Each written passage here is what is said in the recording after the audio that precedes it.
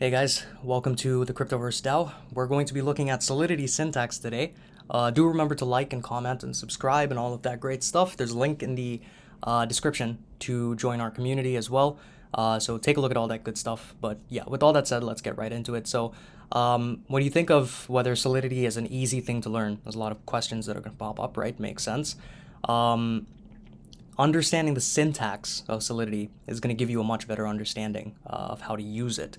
The code for Solidity is literally the soul of any anything you build with it, right? And the first thing that you're going to see on any smart contract, the first line, line one, it's going to be Progma Solidity, and then the versioning, right? Solidity uses semantic versioning. And so what you'll see is this is what semantic versioning is. And we've talked about this in the previous video as well. So do go check that out. It's the first line of code. It's called the Progma Directive. It informs the writing of source code for, the examples we've used here are from 0.4.16. In addition, it also specifies the support of the smart contract for Solidity versions above the specified version. The Progma Directive in the smart contract also restricts the use of Solidity to version 0.9.6.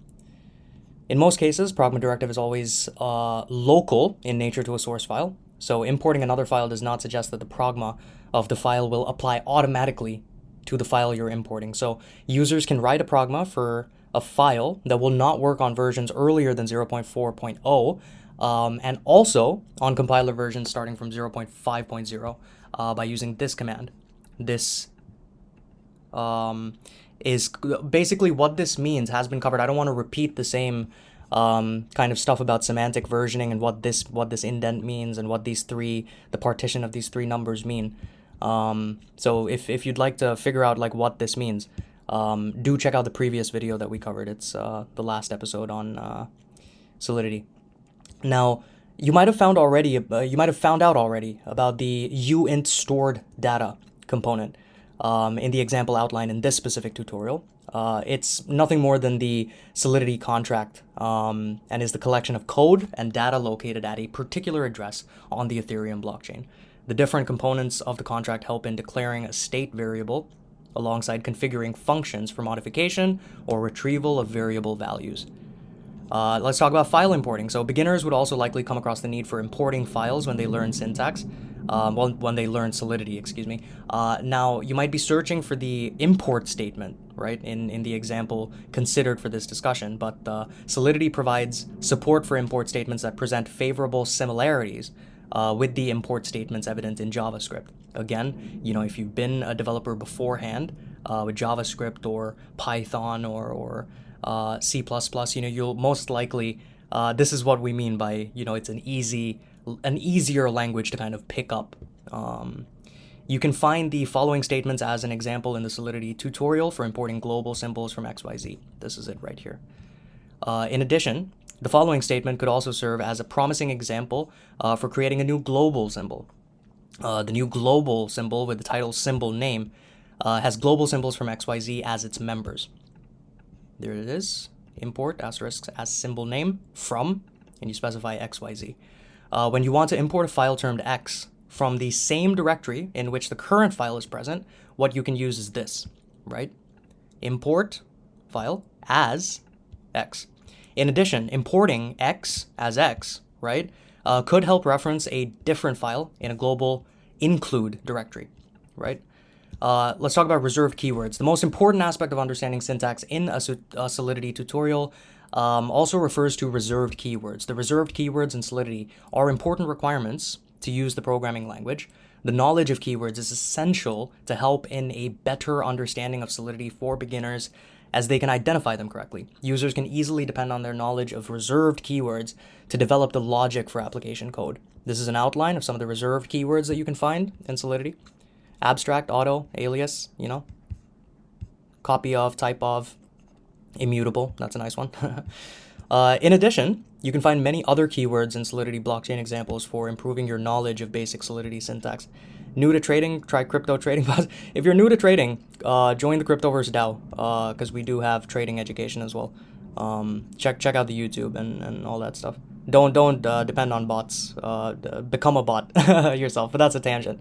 Let's talk about the workings of Solidity. So now you have a clear impression of different components in the syntax, as well as how they relate to smart contract functionality. It's important to dive into the workings. Let's take a look.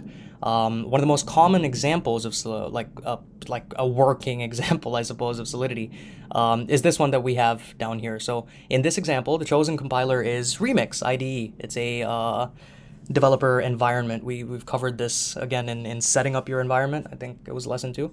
It also helps in running the Solidity code base. Here are some of the important steps that you can follow for getting started with the basic working of Solidity.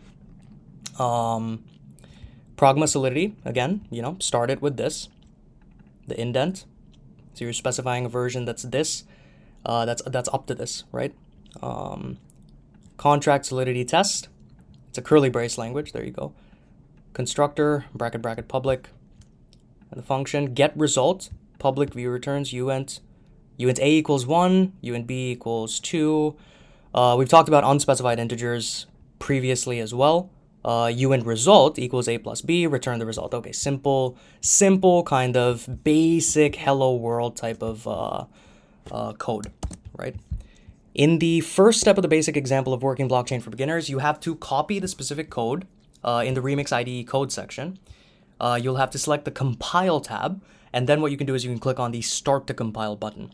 Subsequently, you must move your attention towards the run tab, where you have to click the deploy button. In the next step, users are still on the run tab, and you have to open the dropdown for selecting Solidity test at 0x option, and then users can click on the get result button, and what that will display is the output of the code that you've specified. So it'll return the result for you.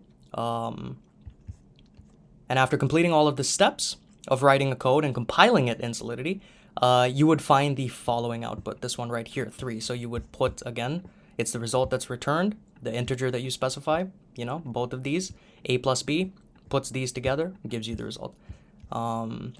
Importance of comments, right? So in any Solidity tutorial, comments are very important. So Solidity offers profound support for C and C++ type comments. It's the double dash.